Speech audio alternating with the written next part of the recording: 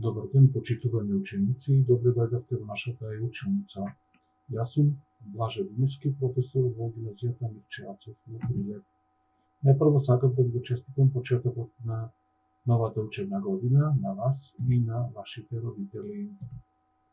Денеска имаме за цел да се запознаеме со оведната лекција од прва година, а тоа е хемијата како природна наука. Најпрво да видиме дали знаеме што е тоа наука. Сите го употребуваме тој израз, меѓутоа да видиме дали ја знаеме дефиницијата. Добра дефиниција би било наука е собрано, следено и систематизирано човеково знаење од една определена област. Со развојот на компјутерската технологија, ова огромно знаење ни е достапно во секое време. Секој ден имаме прилик на нови знаења кои преку компјутерите и интернетот доаѓаат до нас. А порано морало се оди до библиотека и податоците се бараат од тој фонд што е достапен. Знаете дека науките ги делиме на природни и општествени науки и сакам да се потрудите да ги заокружите кои се природни науки. Природни науки ги сметаме оние системи на знаење, чија основна цел е да се проучи природата и законитостите што во неа владеа. Како ја проучуваме природата? Таа е толку огромна што ние не можеме да ја проучуваме во целина, туку одбираме дел од неа и тој дел што го проучуваме го нарекуваме систем. Тој може да биде голем, може да биде мал, но мора да биде точно определен, да знаеме од каде почнува и каде завршува. Пример, во хемијата може да биде систем една епровета со неколку милилитри течност, но може да биде и огромна цистерна, односно реактор од повеќе десетници тони во хемиската индустрија. Гледаме на сликата како во преисториско време мамутот представува систем, односно цел на проучување на преисториските луѓе. Природните науки можеме да ги поделиме врз основа тоа што проучува, дали проучуваат материјата, земјата, космосот, животот, природата, натаму. Пример, физиката, хемијата, биологијата, ботаниката, астрономијата. Меѓутоа, внимавајте. Бидејќи интересите на природните науки се поголемуваат, можеме да зборуваме и за развој на така наречени гранични науки, како што се физичка хемија, биохемија, астрохемија, океанографија, геохемија и најново астрохемија. Што би било астрохемија? Тоа е дел од астрономијата, поврзан со хемијата и го проучува хемискиот состав на планетите и небеските тела. Пример, може да сте слушнале, на Марс моментално се движи ровер кој е опремен со најдобри и најсовремени апарати кои го проучуваат квалитативниот и квантитативниот состав на почвата и на атмосферата на Марс. Каде можеме да сместиме математиката? Таа не се смета за природна наука, меѓутоа без неа не можат природните науки. Не можеме да замислиме хемијата, физиката без математиката. Сега дојдовме до главната дефиниција. Хемијата е смета природна наука која се занимава со изучување на составот, својствата и градбата на супстанците, со реакциите во кои тие учествуваат и со законитостите на кои се покоруваат хемиските процеси. Како лесно ќе сватите, запамтете.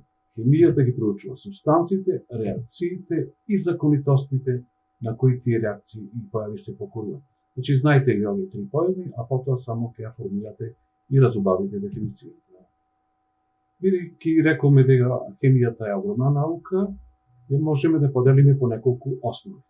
Според методите што ги користи, ја делиме на експериментална и теориска или теоретска хемија, меѓутоа внимавајте, една без друга овие хемии не може.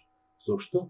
Не може да се изведува експеримент ако пред тоа не ја знаеме добро теоријата, нити пак може да се развива теорија ако не сме извеле серија од експерименти. Затоа викаме дека оваа метода е малце условна.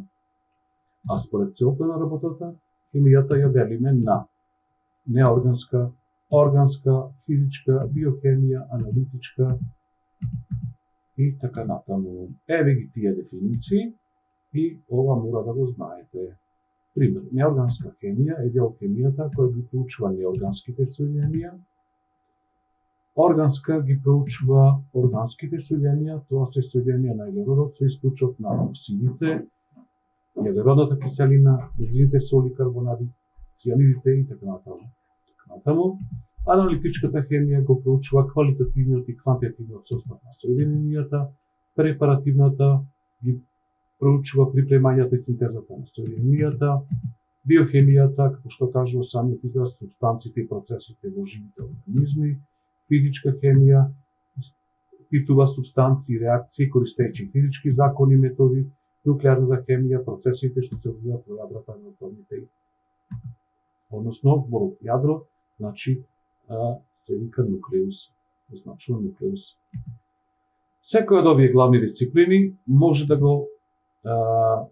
содржи повеќе подспециализации. Ако ја земе биохемијата, можеме да зборуваме за клиничка биохемија, екобиохемија, ензимологија, медицинска биохемија, биофизичка хемија, па и други.